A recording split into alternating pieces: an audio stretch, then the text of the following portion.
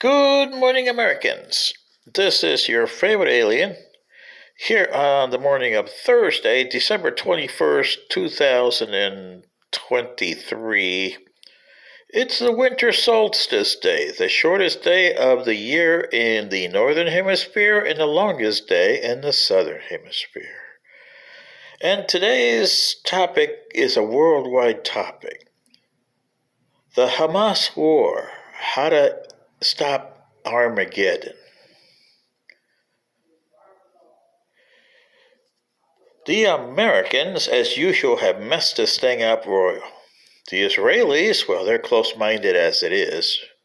And you guys at Facebook and YouTube, there is no copyright on this. How to stop the Hamas war. And the Americans should have no part in it. Some Americans are right when they say that the longer that Israel keeps on going attacking Hamas, you can kill all the Hamas fighters that you want, but Hamas is an ideology, and you can't kill that. You can kill a lot of people and you still have Hamas. Just like you can kill a lot of people here in America and you still have Donald J. Trump. It's the same thing. It's an ideology that's been around for centuries. Just comes up every now and then. Sure, it morphs into something different, but it's still the same age-old ideology. Hamas has it. And because they're getting benefit from other states like Iran and some people in Saudi Arabia for money. And don't forget about Hezbollah over in Lebanon, same situation there. But on the Hamas problem here, Israelis,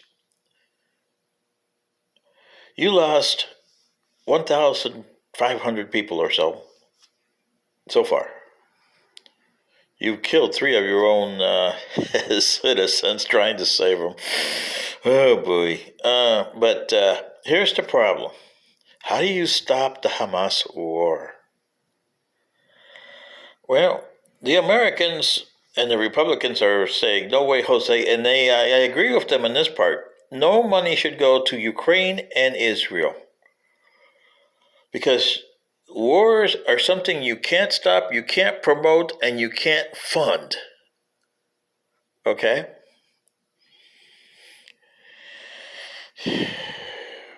The Israeli-Hamas war is a creation of the United Nations and Britain.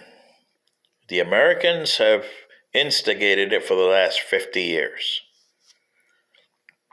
How do you stop it? Well, the countries that are involved in this are the countries involved in the partition. And it's not the United States, it's not Britain, but it is the country that was created out of Transjordan and Palestine, Jordan, and its neighboring country of Egypt. They both have suffered the effects of this partition with the Gaza Strip and West Bank. So Israelis, you should join with the Jordanians and the Egyptians. And I know you're doing talks with the Saudi Arabians who are getting tired of this Palestinian situation over there. You can ask their crown prince. And Iran, which is a pain-in-the-neck nation, but you have to deal with it. Iran, do you want Armageddon? If that's what you're funding, that's what you're getting. Saudi Arabia knows better. Their funding has decreased drastically in the last 50 years for the Palestinians. They'll give them lip service, as every other Arab country will give them lip service, but the Palestinians are becoming a pain in the neck for the Arabs. And Israel is becoming a pain in the neck for the Western European nations and the United States. The 6 nations that voted for partition, all the nations that voted back in 1948, should bring a symposium or a peace conference, hosted them in the city of Vienna.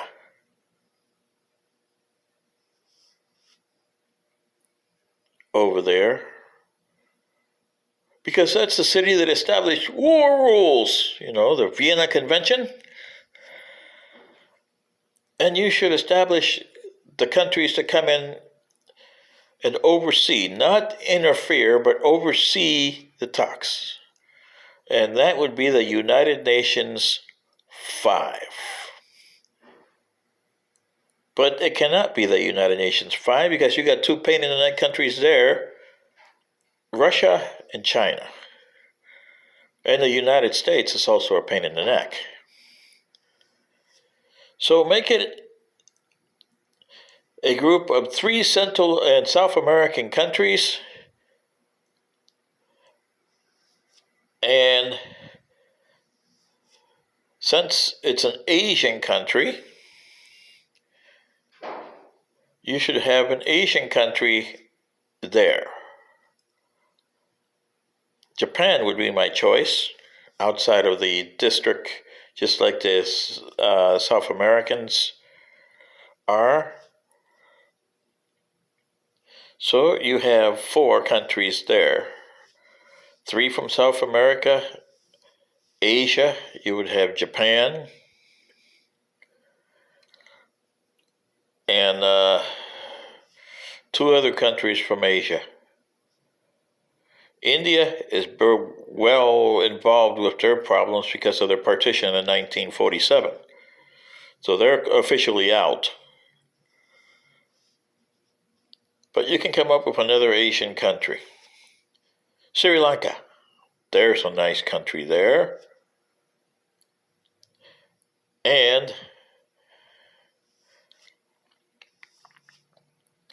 a third country that's involved that had their own issues, South Africa, out of the African continent. There's your 6 nations,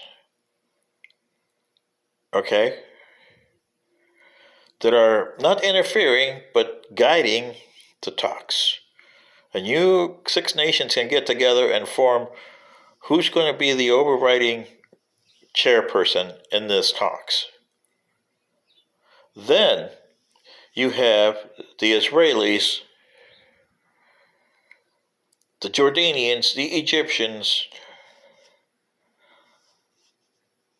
and somebody from the Gaza Strip not related to Hamas, somebody from the West Bank not related to the Palestinian Authority, a Palestinian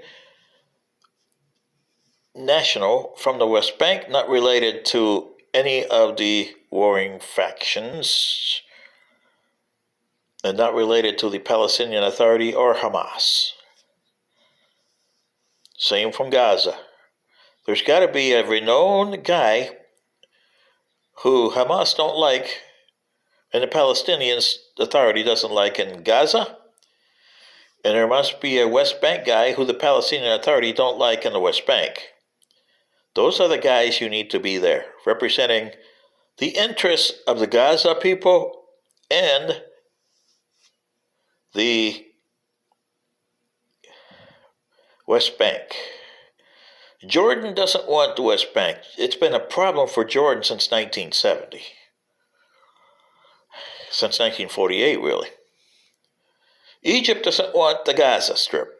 That would be a problem for them, and they got enough problems in Egypt as it is. Talk to the ruling party in Egypt. So, my suggestion, humans, as an alien from another planet, is you get these people together, and also Iran and Saudi Arabia, you warn them not to fund either one of these. And you warn the United States not to fund the Israelis. Any funding that you find and this is trust but verify, as President Reagan would say, would cause severe penalties to those states: Iran, Saudi Arabia, and the United States, and any other country who funds terrorism. You guys in the West Bank, like I told you in my other video that never got published because YouTube and Facebook say it's a copyright violation. You have a piece of land that is claimed by three religions, close-minded religions: Christianity, Islam, and Judaism. If those three religions would open their minds and open up that area to international historical preservation, with the West Bankers becoming a state like Switzerland, that'll give them funds with all the historical situation that you have in that area of the West Bank. And you can form your own country there, just like Switzerland did. And the same thing for the Gaza Strip. You say, oh, it's just a bunch of desert in the Gaza Strip. No, it's not. There's a lot of history there. You got towns there in the West Bank. They're now buried. But you've had battles there century after century. It's also the birthplace of the Phoenicians, who created the Carthaginians. You got history that you can do the same thing in Gaza as the people in West Bank are doing, and you form your own two countries. So you have three countries instead of a two-state solution here. You'll have the state of the West Bank, or whatever you want to call it, Palestine if you want, the state of Gaza, or another one. You name it, you got it. What do you say, the world, as I'm talking to the world and nations of the world here, 230 some of yous, about this situation? War would not do it. Israelis can kill as many Hamas fighters as they want, but they're creating more problems for themselves because the ideology will go stronger, and eventually you have more killing down the road. Do you want Armageddon, or do you want peace? That is the question.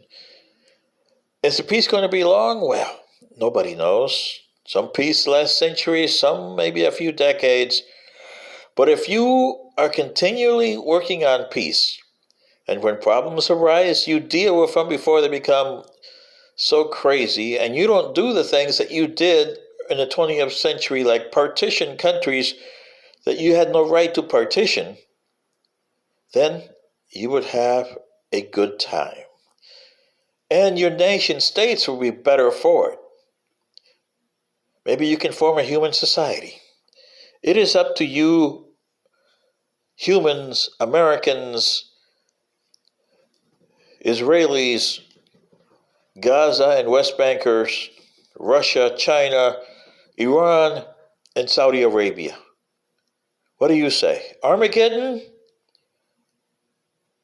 Or find a way out of Armageddon? This is your favorite alien. Good day.